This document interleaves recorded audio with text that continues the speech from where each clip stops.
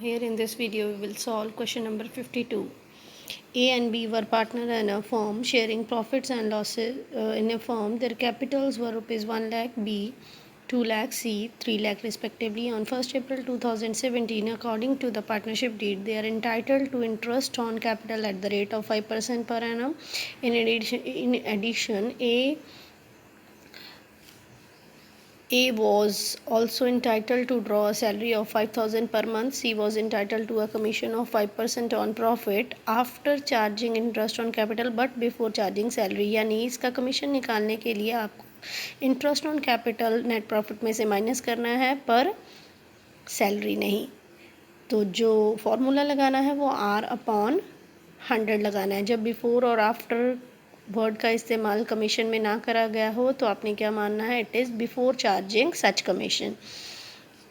Payable to A. The net profit for the year ended 31st March 2018 was 3,60,000 distributed in the ratio of their capital.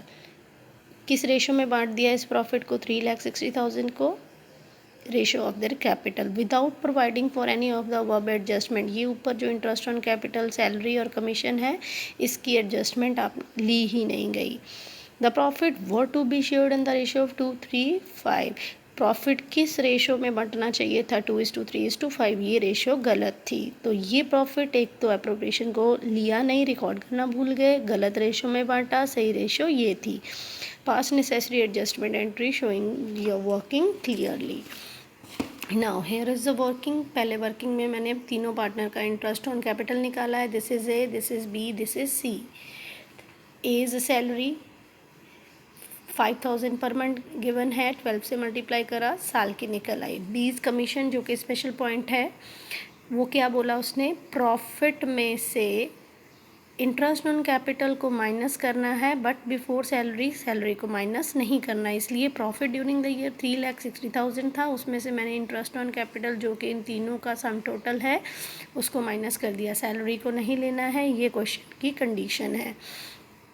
Formula क्या लगना है, R/100. क्योंकि कुछ नहीं लिखा है कि कमीशन बिफोर चार्जिंग सच कमीशन है या आफ्टर चार्जिंग सच कमीशन है, तो इस कंडीशन में क्या मानना होता है, बिफोर चार्जिंग कमीशन, यानी R/100 वाला फॉर्मूला.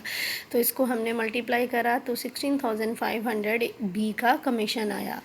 तो अब फिर यहाँ पे मैंने क्या शो करा है कि 3,60,000 जो प्रॉफिट था उसको उन्होंने रॉन्ग रेशो में बांटा, यानी कैपिटल कंट्रीब्यूशन रेशो में, जो कि 1:2:3 है. क्योंकि कैपिटल क्या थी, 1 लाख, 2 लाख, 3 लाख. तो इसको मैंने यहाँ पे कैलकुलेट कर लिया. ए का 60,000 ऑलरेडी बंट चुका है गलत, बी को 1,20,000 और सी को 1,80,000. अब हम टेबल से इन एडजस्टमेंट्स को एडजस्ट करेंगे. सबसे पहले प्रॉफिट ऑलरेडी डिस्ट्रीब्यूटेड कैंसिल. जो पहले प्रॉफिट बंट चुका है 3,60,000 जो कि रेशो फॉलो करी गई थी कैपिटल कंट्रीब्यूशन 1:3, इस रेशो में बंट चुका है, उसको कैंसिल करिए.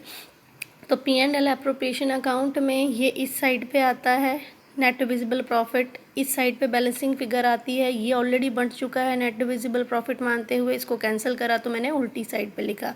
सिमिलरली पार्टनर्स के कैपिटल अकाउंट में ये क्रेडिट साइड पे आता है, तो कैंसिल करा है तो उनकी उल्टी साइड पे लिखा. इस वर्किंग नोट में मैंने इसकी अमाउंट कैलकुलेट कर ली थी.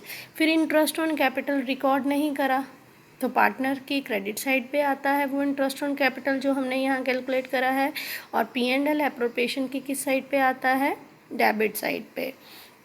फिर सैलरी रिकॉर्ड नहीं करी गई थी ए के कैपिटल अकाउंट की क्रेडिट साइड पे, और P&L एप्रोप्रिएशन अकाउंट की डेबिट साइड पे. ऐसे ही बी का कमीशन रिकॉर्ड नहीं करा गया था. बी का कमीशन जो है 16,000, सी का कमीशन P&L एप्रोप्रिएशन की डेबिट साइड पे आता है, और पार्टनर्स के कैपिटल अकाउंट में जब आप रिकॉर्ड करते थे तो वो क्रेडिट साइड पे आता था. अब हमारी सारी जो अनरिकॉर्डेड एप्रोप्रिएशन थी वो हमने रिकॉर्ड कर ली. अब हम इस अकाउंट को बैलेंस करेंगे. ये साइड बड़ी है, इस टोटल को यहाँ लिखा, फिर इस टोटल को हमने इधर से यहाँ शिफ्ट करा.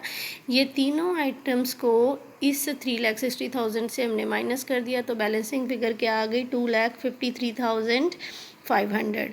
अब ये एक्चुअल में प्रॉफिट है, सही प्रॉफिट है जो पार्टनर्स में बंटना चाहिए था। किस रेशो में बंटना चाहिए था? 2:3:5, ये सही रेशो थी। तो यहाँ वर्किंग नोट में मैंने एक्चुअल प्रॉफिट को बांट के आपको दिखा दिया। अब ये प्रॉफिट जो है पार्टनर्स के कैपिटल अकाउंट में ट्रांसफ़र करा जाएगा। किस साइड पे आता है पार्टनर्स के कैपिटल अकाउंट की? डेबिट साइड पे। ये मैंने यहाँ लिख दिया, ये ए का हिस्सा, ये बी का हिस्सा, क्रेडिट साइड पे ये ए का हिस्सा, ये बी का हिस्सा, ये सी का हिस्सा। आप ऑलरेडी P&L एप्रोप्रिएशन और पार्टनर्स के करंट और कैपिटल अकाउंट बनाना सीख चुके हैं, तो आप अपने मन में इनको कैपिटल अकाउंट या करंट अकाउंट और इसको एप्रोप्रिएशन अकाउंट मानते हुए इन चीज़ों को समझें। फिर अब सारी चीज़ें ख़त्म हो चुकी हैं, तो इन सभी आइटम्स का टोटल कर लिया। ये तो हमने पहले ही टोटल कर लिया था, ये डेबिट कॉलम का टोटल, ये क्रेडिट का। इस तरीके से सभी कॉलम्स का मैंने टोटल कर दिया। अब हर पार्टनर के दोनों कॉलम्स के टोटल को कंपेयर करिए। कौन सी साइड बड़ी है? ये। इसमें से इसको माइनस करा तो ये बैलेंसिंग फिगर किस कॉलम में आया है? क्रेडिट कॉलम में। तो मैंने यहाँ क्रेडिट कर दिया। इसका मतलब है कि इसके कैपिटल अकाउंट को एडजस्टमेंट एंट्री में हम क्रेडिट करेंगे। इसको कंपेयर करा, कौन सी साइड बड़ी है? ये। तो इसका डिफरेंस ये आया, ये डेबिट कॉलम में आया, इसको डेबिट करेंगे हम एडजस्टमेंट एंट्री में। इसको कंपेयर करा दोनों को, तो ये साइड बड़ी है, ये साइड बड़ी है, तो हमने यहाँ क्या लिखा? डेबिट कॉलम, क्योंकि ये डेबिट कॉलम की बैलेंस है, यानी इसके कैपिटल अकाउंट को हम क्या करने जा रहे हैं? डेबिट। तो नाउ एडजस्टमेंट एंट्री, यहाँ पे हमें फिगर दिख रही है, क्या करना है? डेबिट करना है, क्रेडिट करना है, वो भी दिख रहा है।